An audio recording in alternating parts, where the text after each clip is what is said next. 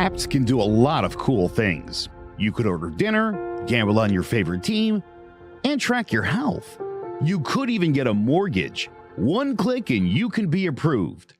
I'm not sure by who or what country they're in. You deserve more from the mortgage industry. At AnyMac Home Mortgage, we believe in the need for live human interaction during a very complex process. The kind of service and guidance which an app simply can't provide.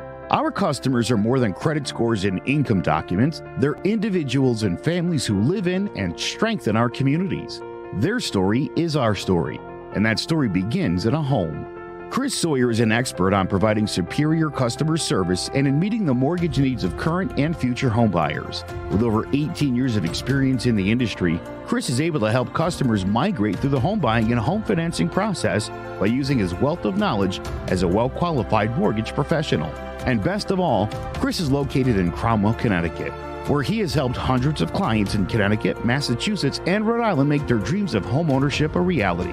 Visit chrissawyer.any-mac.com. Email him at csawyer@any-mac.com or give him a call, 860-878-8730. Chris Sawyer, NMLS number 39345, corporate NMLS number 338923. AnyMac Home Mortgage is an equal housing lender. American Neighborhood Mortgage Acceptance Company, LLC. DBA AnyMac Home Mortgage. Lo-Fi Direct. Connecticut First Mortgage Correspondent. License Lender. Broker number ML 338923. Massachusetts Mortgage Lender and Mortgage Broker License Number MC 338923. Rhode Island License Lender. License number 201128110L. Call for additional details. Here's Barkley, another end around. Wanting to throw. Bellinger's going to keep it. And Daniel Bellinger rumbling for the touchdown. Second and goal at the 2. This is Brightwell pounding the middle. Gary Brightwell. What a time for his first NFL touchdown. The tight end, he was off the ball. My only question was, did he report? Because you can't have him ineligible on the end of the line. And Barkley takes it into the end zone for the go-ahead touchdown, and the Giants take the lead. Hello, ladies and gentlemen. Welcome to Jawing About G-Men Giants Football Podcast. I'm Big Jace, joined by Joe Guire, King Zay, and Sean Scanlon. Lots to talk about.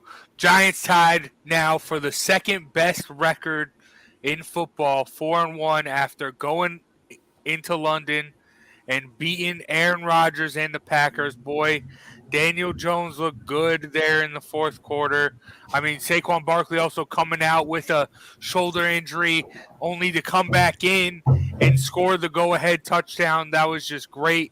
And I'm so happy. But listen, we were talking, Zay made a joke about the Mets. Like, when you're very happy about a team, that's why you are high on them, because I said he was high on the Mets. But I'm high on the Giants right now. But this is going to be the year of critiquing Daniel Bryant. I mean, oh my gosh, Daniel Jones. I apologize. Also, but Daniel Jones, and that was great, that fourth quarter, those drives there. But I need to see that all game. If he can put that together for 4 whole quarters, imagine how good this team can be. I need to see it more consistently, but it was a great game. I'm not going to take anything away from that. Joe, what are your thoughts coming out of this performance from the Giants? Well, I think I see something interesting in the power rankings, because somehow the Giants are behind 5 teams that are 3-2. They're parked at 11th on ESPN's crap ratings.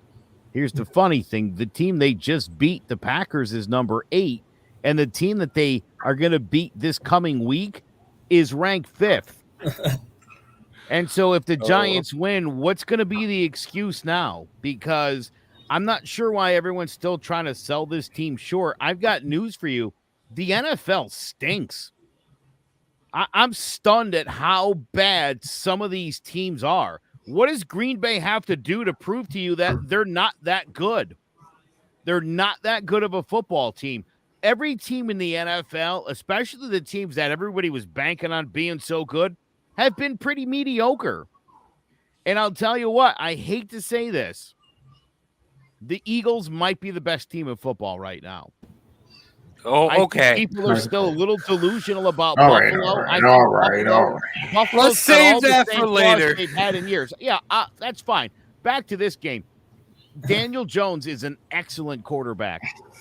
An excellent quarterback. They need to stop being so he's not a game man. He's not a Mac Jones. You got to let this guy throw the football, run the football. That's your best success. Saquon is unbelievable, and being able to use Saquon in all the different ways that they've been able to use him has made up the fact that Richie James is our stud receiver, which is problematic, obviously, long-term. They got to figure something out with OBJ, by the way. Let's get him back to Jersey because he did visit. You need people to throw the football to. You really do. He's in Buffalo. Ability to break off big plays, 40-yard run, 40-yard reception. That's the kind of stuff that's going to make this team literally hang with the big boys. When you play Dallas again and when they got Philadelphia, a couple of games coming up with them, you're going to have to put up some points. The fact that Giants scored 27, I'll tell you at halftime, I felt like the Giants were going to come back because here's another obvious that nobody's talking about. Green Bay is awful in the second half. They're a terrible, terrible football team.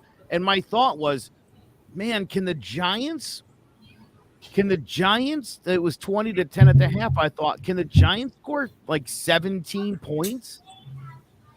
If they can open things up, and you saw them do it, Daniel Jones so infrequently throws the ball down the football field. He's averaging 5.7 yards per throw.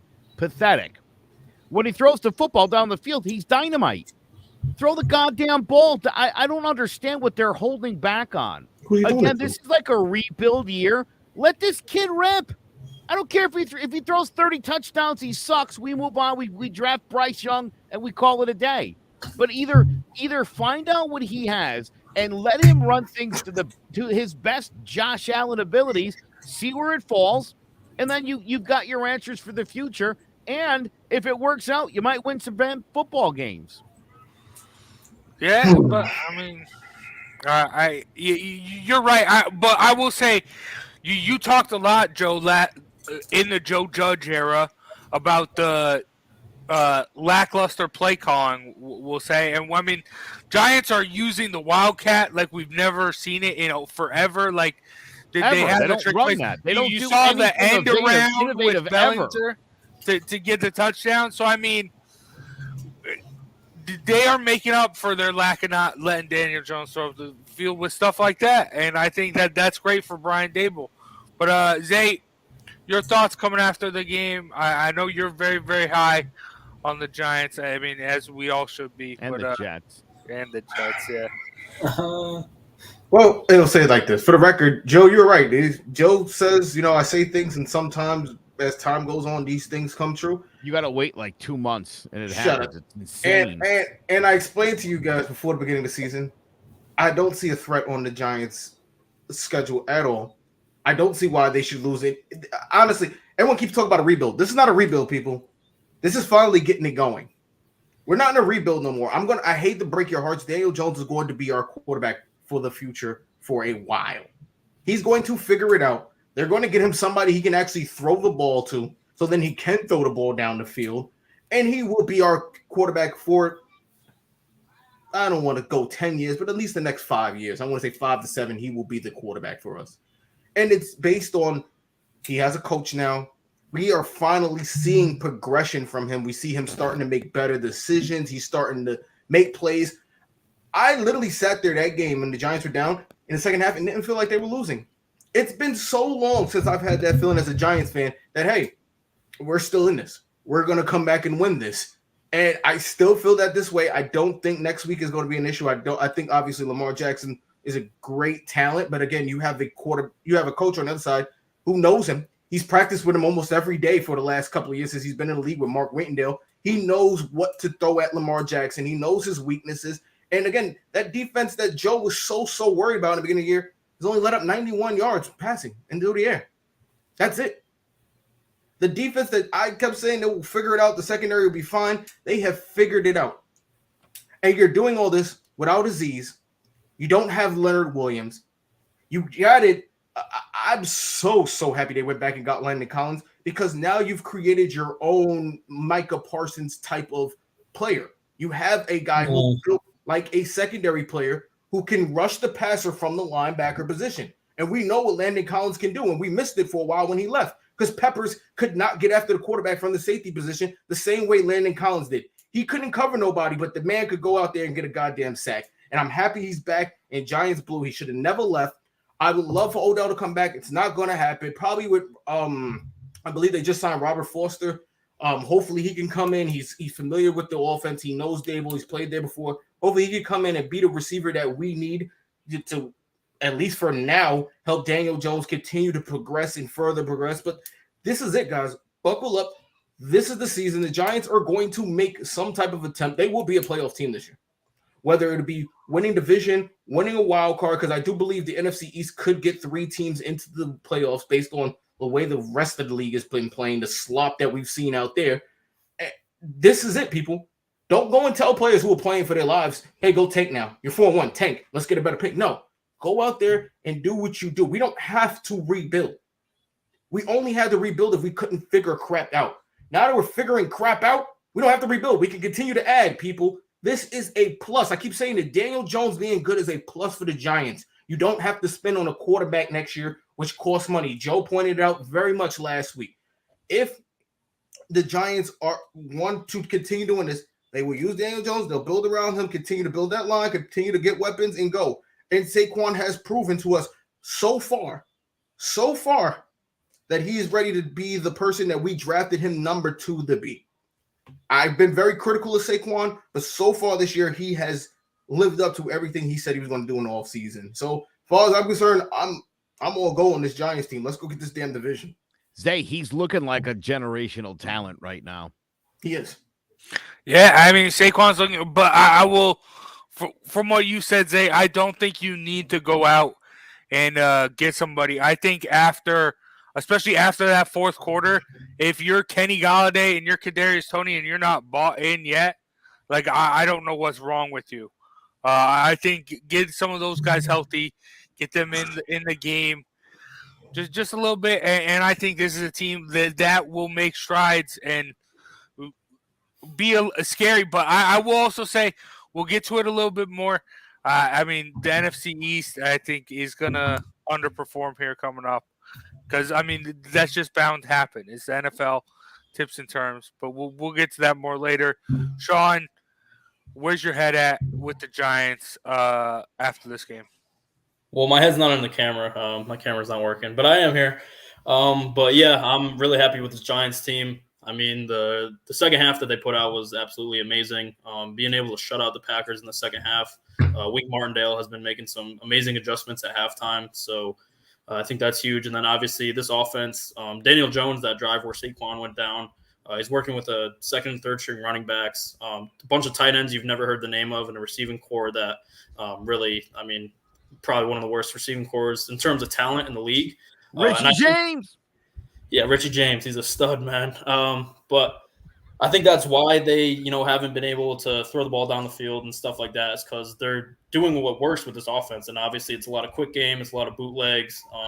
Obviously the Wildcat has been used a lot, but they're working with what they got, which obviously isn't much in terms of talent wise, but Mike Kafka calling the plays, Brian Dable as a play designer. It's just so much different from what we've seen over the past couple of years where we're in a prehistoric offense. It's just stuff that, never works. And then, I mean, you bring in this offense, so much movement, pre-snap movement, and just getting players involved in such different ways. I think it's been amazing to watch. So this coaching staff definitely deserves a hell of a lot of credit. They're not working with a lot of talent. And obviously, like Zay mentioned, a lot of people out on the defense, but they're still getting the job done. So I think this is the reason that people still bring it up as a rebuild is obviously because we've been terrible the last couple of years, and this roster should be a rebuild team. But like I said, this coaching staff has been doing an amazing job. Daniel Jones has been getting the job done. Saquon Barkley can honestly be up there for MVP candidate right now. He leads the league in scrimmage yards. He's been carrying this team.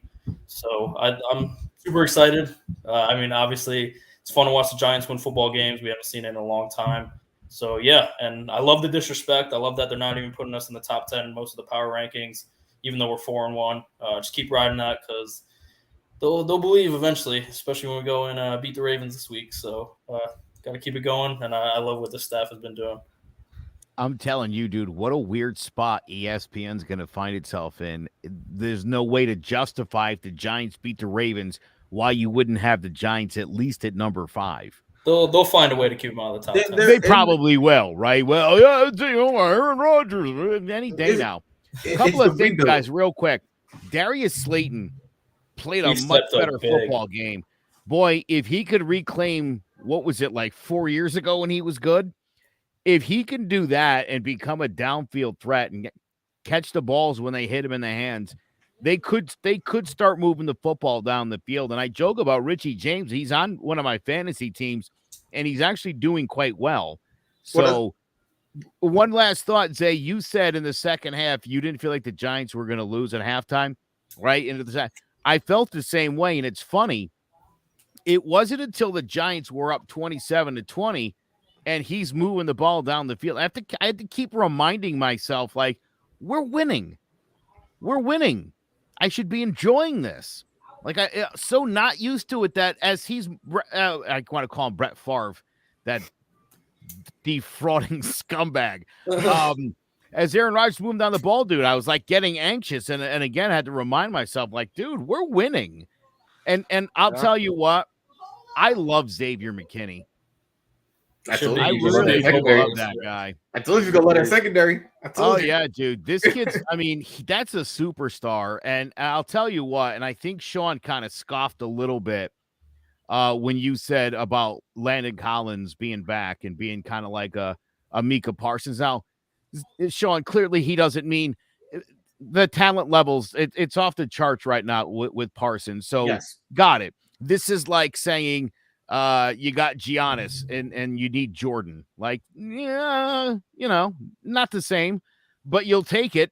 I think, I think that guy really could drastically make a difference on what is, like Zay said, a defense that I questioned and doubted, and rightfully so. And then Adoree Jackson goes down and you're like, yeah, okay, come on, Brett.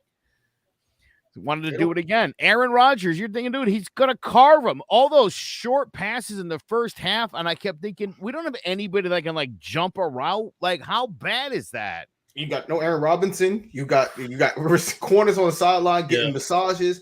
It was dude, who is that? Who is that guy?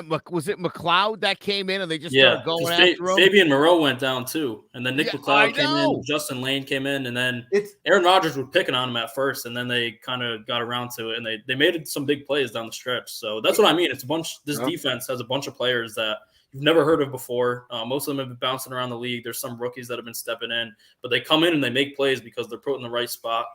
That's what I really like about this defense. It's interchangeable with not a bunch of stars on it, but they all make plays. They know what they need to do, and that's what I love about this defense. That's a misconception that like every week, I feel like O'Shane Ximines does something, where you're like, oh yeah, dude, I love this guy. Yeah, you are. You're getting contributions from a lot of people. Obviously, I was kind of down on them getting rid of Blake Martinez, especially with the idea of Tate Crowder being the play caller, because look, straight up, Zay, he was bad at that last year. He didn't look good. You remember him and Rattler times they were looking at each other like they didn't know what was going on. He was a rookie. He was a rookie, and a offense and a defense. Excuse me, but a coach with there was no guidance. There was no leadership, and that's what I want to say. The Giants. I want to say this, and this is so big that people don't even realize.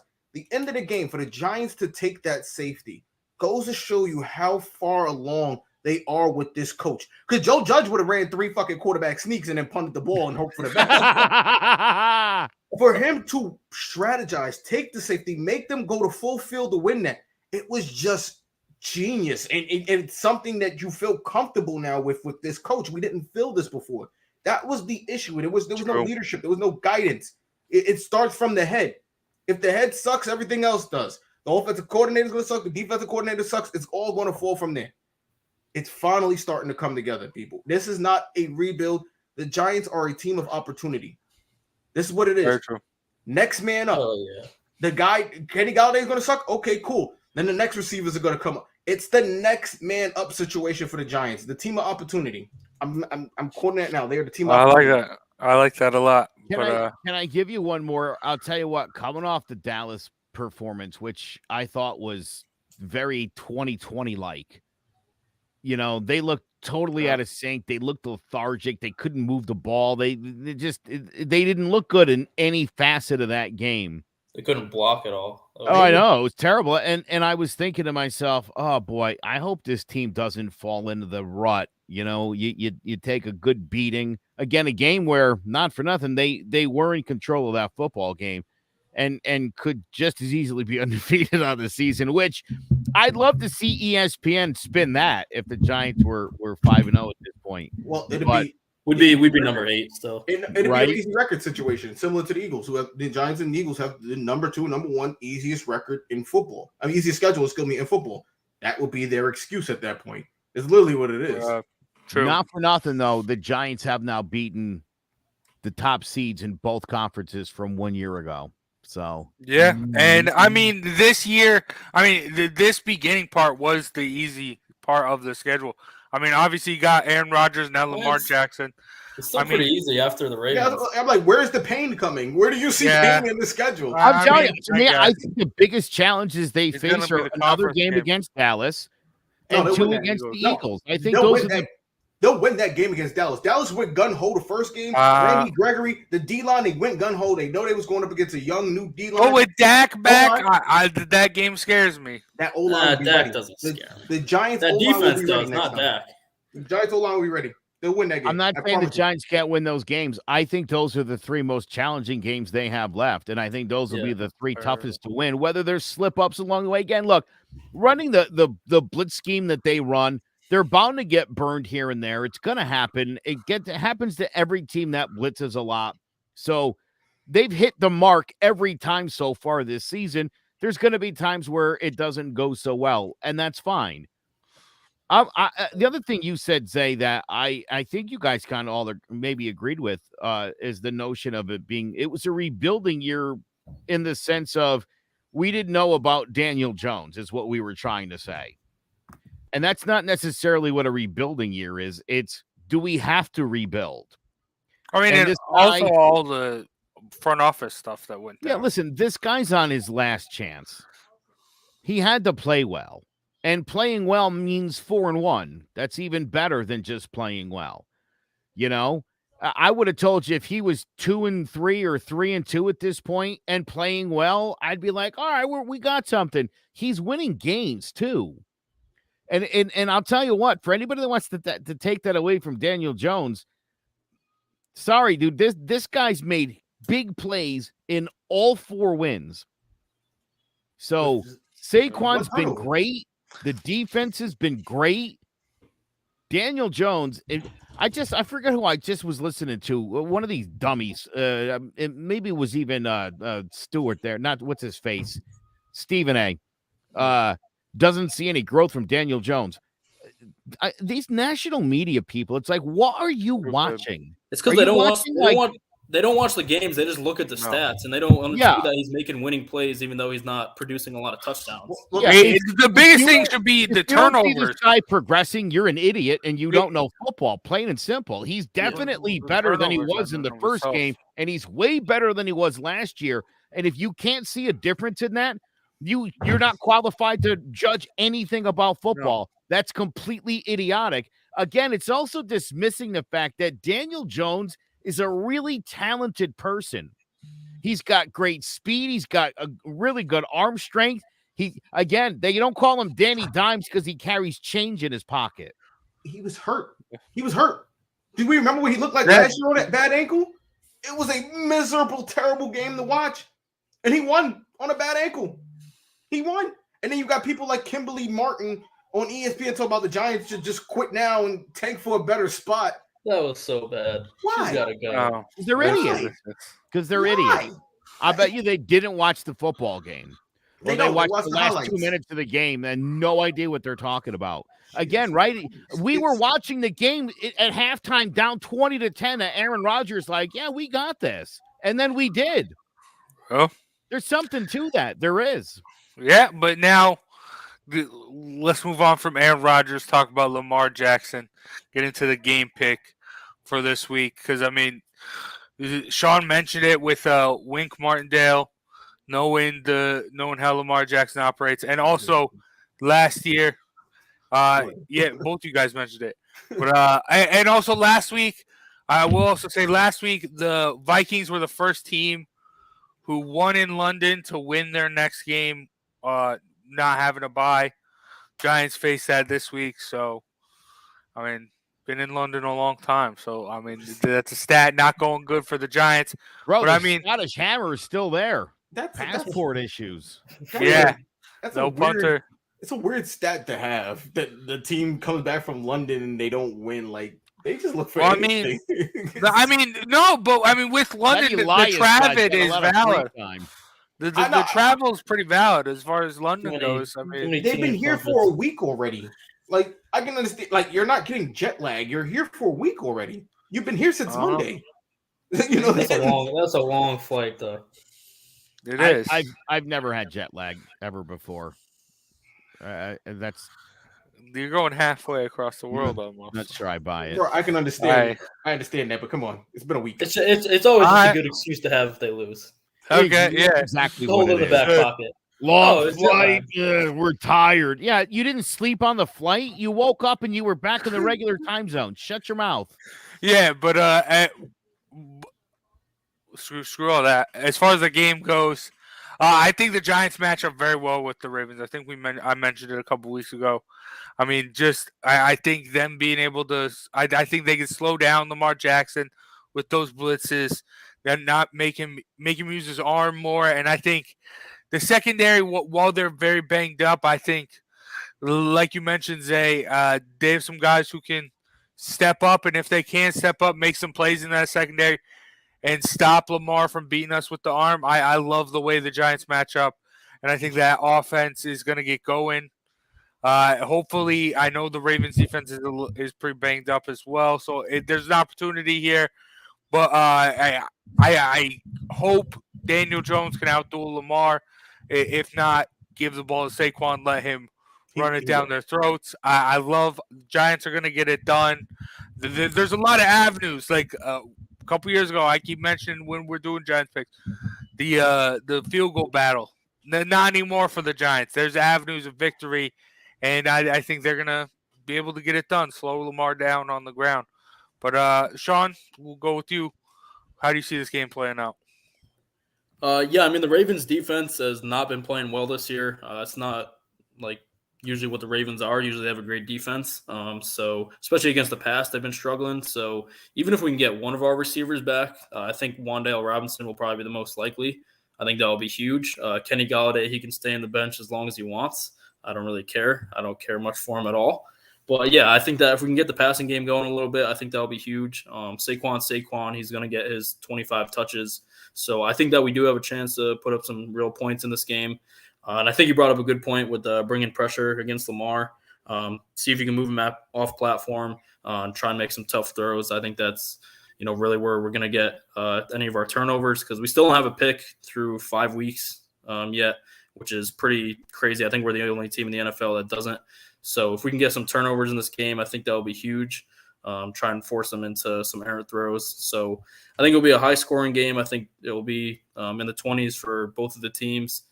I hope that we come out with the win. I think that we definitely could.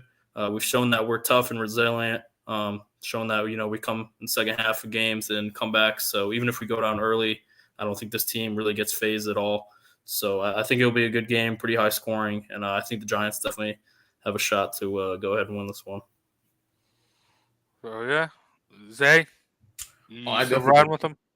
I think that I'm with Sean on this one. I definitely think the Giants are going to win this. This is one of the wins I had penciled in.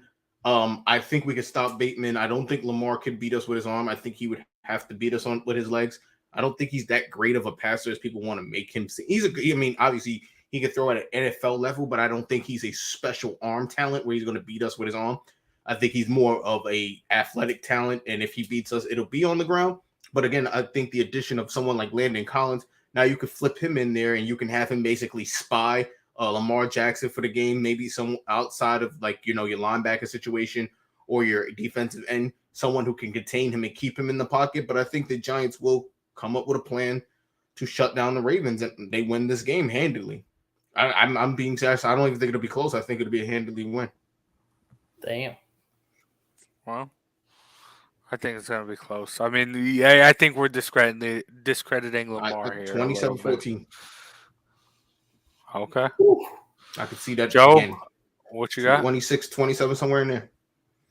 Yeah, I think this is just the kind of game that Lamar Jackson loses. I think the blitzing is going to be, he's going to have a couple, he'll tear off a couple nice runs. I don't think it'll be enough to beat the Giants. I really don't. There's not, this guy's not great under pressure. He doesn't like getting blitzed. He was already talking about it. Their defense is in shambles. They're down. Their secondaries is beat down as ours, maybe worse. And they actually lost a lot of star players on their defense.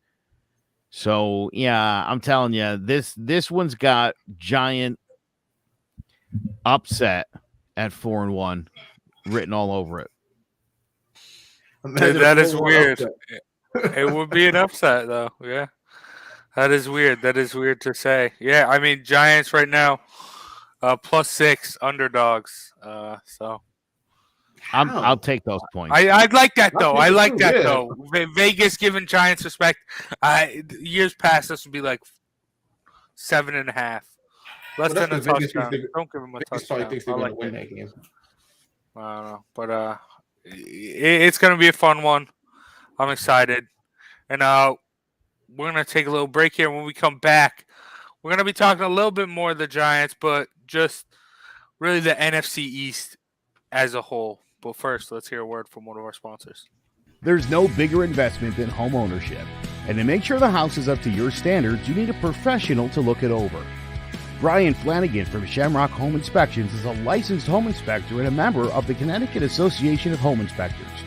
Brian was a contractor for over 15 years, so he knows how homes should be constructed and how mechanicals should work. What makes me a good home inspector was the 20 years that I was a home improvement person, doing all the different repairs that I have done and what other people have done wrong that I had to go out and fix. So I have a pretty quick eye on seeing what's right and what's wrong. Before you move, call Shamrock Home Inspections. Before you make the biggest investment of your life, call Brian Flanagan from Shamrock Home Inspections at 860-268-2566 or visit shamrockhomeinspectionct.com.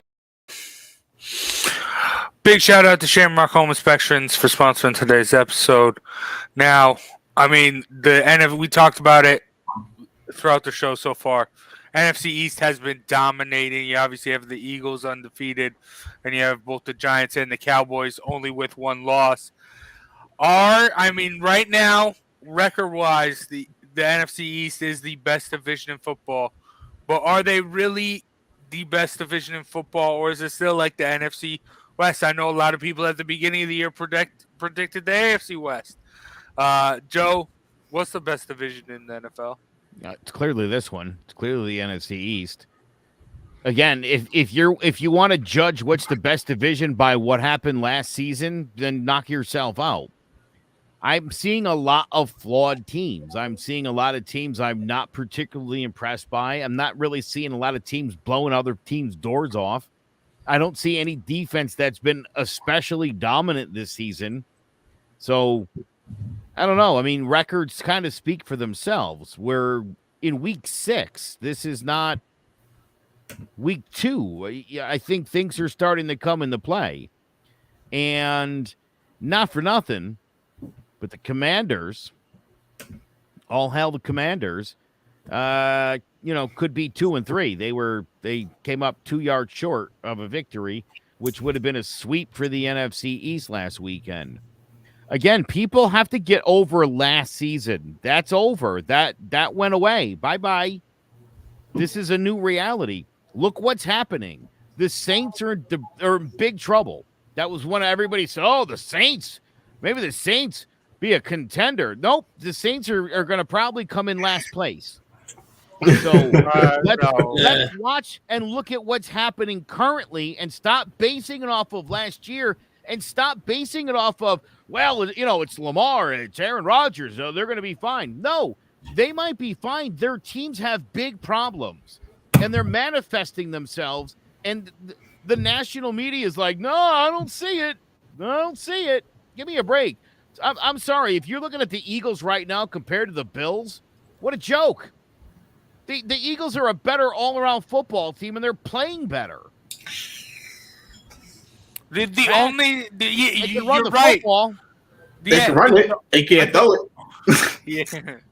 The only thing you can really say about the Eagles is that they're young, so they might like slip up down the line. But right now they're playing the best. Bowl. They should have. Right now, they're playing great. Like that's the only excuse I can come up with for the. They're playing great. No. Hold on. Wait a minute. Time out. They're not 3-1 because their coach of the Cardinals is stupid. Time out. I understand that. Hold on. Let me ask you this. Is the question what's the best division in the NFL right now, or what do I project it to be in 15 weeks? Correct. Yes. No. The question is what's the best one? It's the one where the top 3 teams are 13-2. I think it's a no-brainer. Again, you really have to look hard into this to look beyond the records of the teams, and knowing that the Giants' loss is to the Cowboys, for crying out loud. Come on. No, I'm just saying. Currently, yes, the Eagles are the best team in football. Currently. I will not continue to run with that as they're the best. They will be the best team at the end because I know that team is flawed. But I kind of agree with Joe. Currently, the NFC East is the NFC beast. I mean, people want to hate and people want to go off, but I agree with Joe. You're not there's no switch in professional sports that you're just going to turn on and the team is just going to win 7 in a row. It's like with the Bengals, for example. The Bengals have serious issues. They can pretend like they don't. Joe Burrow isn't just going to wake up and just become Joe Burrow and save them. No, people, you need to put something in front of him. He needs a line. He needs some help. This is the current state of the NFL. And if I agree with Joe, we have to get off of what people used to be. There has been. Tom Brady doesn't look good in Tampa. Tampa doesn't scare me. As much as people keep throwing Tampa in the top teams, they don't scare me. And they're healthy for the most part. So I kind of agree with Joe. This is the best division in football until they start losing games. It's just really, and I don't see that happening for a while based on what I'm seeing. Remember, we all wanted, we all wanted Russell Wilson. Look how great that's looked. You were the only one that wanted Russell Wilson. Zach. Shut up. You were the. I wasn't the only one. There was many of us in Giants Nation who wanted him. He is doing exactly what I figured was going to happen when he got there because I didn't like the fit either. I didn't like the Broncos fit neither. It just didn't look right from the jump. No good. Everything about the it looks terrible. He looks terrible in orange. Let's ride. Hey, I think they got some coaching issues. I have faith in Russ. No. You said that last week too. Nathaniel Hackett's not good, but if you watch Russell Wilson, he sucks. It's so funny. The quarterbacks that he likes, the quarterbacks that Jace likes, it's the coach's fault. The quarterbacks he doesn't like suck. Like Daniel Jones. You don't like Daniel Jones. He sucks, right? Well, it took him a long time to even say that Joe Judge might be a problem. And now Joe Judge is one of the laughing stocks of coaching laurels at this point. So, you know. And I love Dable, though. Yeah. You doubted Mac Jones. You shaved your head. That was embarrassing. Oh, that doesn't look that great. He might not be far off. That's how we great right now, Joe. You should have stopped the call. That was fights when I shaved my head. Stop. Mac Jones. Oh, no, you're right. You're right. That was a pie in the face for Mac Jones. Pie in the face. Yeah, and what I said was, slow down. I didn't say Mac Jones was going to be a superstar NFL quarterback. I said he was going to take Bama all the way undefeated, win a national championship, and he did. And Jace got to eat some crow pie. It was fun. Yeah, it was very fun. What did you shave your head for? Was that Ortega? Yeah, it was a Ortega. Terrible bet. Terrible bet. Hey, yeah. The guy was like a 10,000-1. Okay. So it's a bad move. Juliana Pena, you know. But Sean, you with it? NFC Wait, East? one more thing to what Zay said. Listen, if anybody wins 7 in a row and turns it around, it's going to be one team. It's not going to be the Packers and the Buccaneers and the Saints. It's not going to be all of those teams. Maybe one goes on a nice run like the Dolphins did a couple years ago. It's not going to be every single team. These teams are what they are. Mm-hmm. We're in 5 weeks. You judge the season off the first 4 weeks. If the Giants were 0-3, we'd be like, all right, they're out the playoffs. They're out. It's So over. you have to continue to judge it the same way. We can't change it because the Giants are 4-1. And now everyone was, and it's still a chance. Right now, let's move the goalposts. Well, wait till we get to week 10. Like, I'll meet you at week 10. 8-2, mofo. Yeah. I mean, it still is early. Obviously, there's a lot you can take from the first 5 weeks, but I do agree the NFC Beast is the best in football right now. I mean, the Eagles, I agree with Joe. I actually am scared of them this year. Their defense, their front seven is insane. They get after the quarterback like crazy. And Jalen Hurts, for all the naysayers about him passing the ball, I mean, he's been looking pretty good getting the ball to A.J. Brown, Devontae Smith, and they can run the ball. He's got 1 touchdown passing all year. I mean, they're still racking up yards, and then once the time they get to the red zone, they run the ball in because they can't be stopped. So A.J. Brown is the top 5 receiver in terms of receiving yards. So they're pushing the ball downfield passing, and their defense is legit. I hate the Eagles, but I have to say that they're very good. The Cowboys' defense is legit. Even if it's Cooper Rush, even if Dak doesn't look that great when they come back, that defense is pretty scary. Another front seven that's pretty terrifying. And then the Giants, even with their talent being devoid, they still go out and win games because they're very well coached. And then the Commanders, I mean, they're the little brothers of the NFC East. They will be forever, I'm convinced. So they kind of tear it down a little bit. But the top 3 are definitely the best. And I don't even think there's really anyone that's in the conversation for other best division. I think down the road, I think the AFC East might be good. Once they get Tua back, hopefully the Bills are really good. And then the Jets offense is actually pretty good. I know that Zay is pumped about that. And the Pats, their defense is pretty good. So that's really the only other division. The NFC West might turn it around. But right now, I think you have to say it's the Beast. Yeah, I love that you mentioned that. Like, I was thinking while you're talking, Sean, what would be the next runner-up? I mean, we talk about the quarterbacks in the AFC West. Like, you can say maybe Russell Wilson figured out, maybe Devontae Adams and Derek Carr will figure it out. Maybe that'll propel them. No. Probably not. Maybe. I mean, the 49ers. The Raiders aren't that bad. They just can't close out games. Yeah. Then they're bad. But then they're bad. The Giants last year. Wait, why were the Giants bad the last couple of years? Because they couldn't find ways to win games. Yeah, that's the I'm Raiders. saying they're not like terrible though. Yeah, all right. They're not getting blown out every week. They're 1-5 or whatever, 1-4, whatever. That's terrible, bro. Listen, yeah, it's a bad record, but they haven't been blown out yet. They've got good. It's going to come around too. They have finish good around players on the 500. roster. They're not a good team. That's what I would go with you. They'll still finish around 500. I'm with you, Sean. I think they'll pull back a little bit. It's a long season, ebbs and flows. The NFC East isn't going to be at the top for the whole season. I love it. I love the Giants. I wish it were to be true, but it's a long season. It's not going to be like that. I think that I want to say the NFC West might take that crown, but I mean, I don't know if the Cardinals can ever figure out how to play in the first half. Maybe the Rams, they need to shake off their Super Bowl hangover. And I mean, it is open. The Seahawks. I mean, Geno Smith is playing pretty damn good.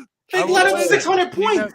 They went games 601 to 600. That's not good. Geno Smith is playing well. Geno Smith is playing well. Listen. All right. Oh, Lord. It's NFC East right now. I don't know if it will stay that. Like I still have ingrained in me the NFC East of old, the NFC least, and I feel like Better wake up. Something might click one day, and one day we might wake up, and next thing you know, a couple teams go on losing streaks, and it's a completely different NFC East. You never know. It's the NFL. It's the NFL. Anything can happen. It sounds like you're hoping for the norm almost. Like I'm not. You just gotta. We have to mention that. We have to mention. Hey, history's been going this way. You gotta mention. 5-0. It would take a massive, dramatic drop off for them to be that bad at the end of it all. Listen, Zay. If you don't mention history, if you don't acknowledge it, you're doomed to repeat it. You just gotta bring it up. But all right, let's move on. Best bets. I know, Sean, you took that Jets jab at Zay. Zay, you're still the guru, still undefeated. Your guru pick today. the Jets a couple weeks ago. You're going back on the Jets. Road dog again at the Packers. No, Aaron Rodgers is going to hate New York after this one. He's going to hate entire state of New York after this one. But the Jets will get it done. I think they're playing really good. I think people are giving them enough credit, like you, who aren't giving other divisions credit. But again, we are seeing the NFL. There's not going to be much change. We are seeing what it is, and the Jets are one of the best teams in football right now. I hate to say it. Their defense is playing well. Their offense is clicking. It is what it doesn't have to be pretty. It just has to win. That's literally what it comes down. At the end of the day, if your record is 11-6 and you barely won games, guess what? You're 11-6. Doesn't matter. You think the Jets are going 11-6? I could see 9 wins, 10 wins for the Jets. I could see somewhere in that range. Wow. I think I really do think they're playing. I think it's the coach. The coaches in New York have these players playing some inspired football. You have guys who are no names like Tyler Conklin and all these other guys you ain't never freaking heard of before, and now they're being named. They're being mentioned. They're putting points. Don't forget, Robert Saleh is also keeping the receipts. Mm-hmm. He heard them. He heard y'all. Mm-hmm. He heard y'all talking. So there's that. You could have my receipt all I want. All right. Sean, undefeated, 1-0 last week. What's your best bet this week? Let's go. I'm going to go with the Chargers -4.5 against the Broncos. Broncos country is not riding anywhere but to a terrible season. They are not good. Their defense is pretty good, but they can't put up points. And I think this Chargers offense will be able to score enough points to win by at least a touchdown.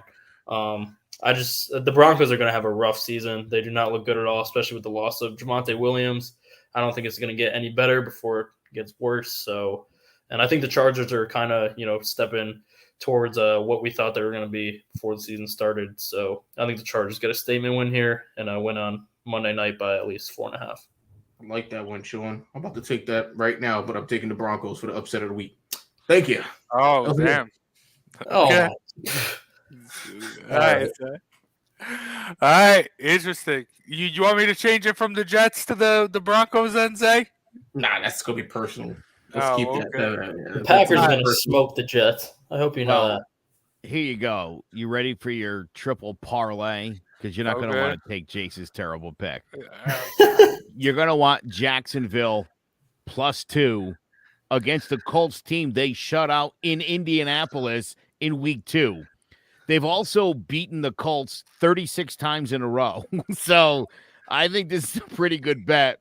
The Jags +2 over the Colts, a team who they seriously own. I think the Jags defense, which is actually playing pretty well, gets it done. And those +2 going to come in real handy. So I'm taking the Colts. I like Jason, that one. Come on, I like this. I think I like all three of these thus far. I think we're going to have a parlay that I think will hit. I like this. I'm going to go. I'm done picking dogs and favorites. We're going back to what won me the best bet championship last year. Come on, SpongeBob SquarePants. We're going. Oh, yes. We're going overs, and I got the SpongeBobiest, squariest pick of overs. Chiefs Bills. I got the Bills at the Chiefs over 54.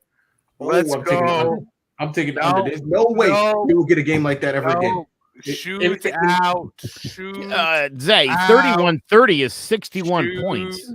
Out. Yeah, that's a pretty easy. That game will be a defensive struggle. It's not the same weapons on the Chiefs side. Out. I don't. They still have Patrick Mahomes, though. That's all that matters. Yes. And you know what? 28-27 is 55 points. I'm telling you now, and I'm playing Gabe Davis this week, so I know the Bills won't score that much because he don't do nothing when I play Davis, him. Please help us out. Still got Stephon Diggs. Yeah, you still got Stephon Diggs. Hopefully, Dawson Knox can get healthy. I'm not worried about the Bills scoring points. I'm worried about the Chiefs. I'm not worried about the Bills here. Patrick Mahomes is one of the best quarterbacks of all football. So the best quarterback. And not for Travis Kelce, though, or he probably wouldn't be. Yeah. I mean, a lot of people were high on Sky Moore. I need to see more to be okay with that. But yeah. So drawing about the G-Men parlay would be the Jets, the Chargers, the Jaguars, and the over in the Chiefs and Bills. I think that's gonna hit. I think that's a really good we're pick all gonna by win. you too, Jace. I like that one. I'm definitely going the over on that game. It telling better you. be the over, because if you cost me this parlay, points, points. points. It'll be Jace. Hey. Everything else will hit, but Jace is over. We're gonna go to the third quarter. It's like 6-3. 10-13. Yeah, 10-13. The defensive struggle. I'm like, It's gonna be that Colts and Broncos games all over again. Oh, I'm gonna be so Maybe 12. Yeah, I mean, the only way that happens if it's like ridiculously cold for some reason. I feel like that's the only way that happens. Keep your eye on the weather report. Like the Bills Pats last year with the wind and everything. That's the only way I think. That's the only way you can't get in a shootout with the Bills. That's all I'm saying, and especially when you got Patrick Mahomes on the other side. So, all right, I think we got some good ones. I think we'll make some people some money and us some money as well. But speaking of making us money, big shout out to Annie Mac Home Mortgage and Shamrock Home Inspection for sponsoring today's episode. And also a big shout out to Clovercrest Media. If you're interested in learning more about this podcast, starting your own podcast, or finding another podcast to listen to, make sure you go to clovercrestmedia.com.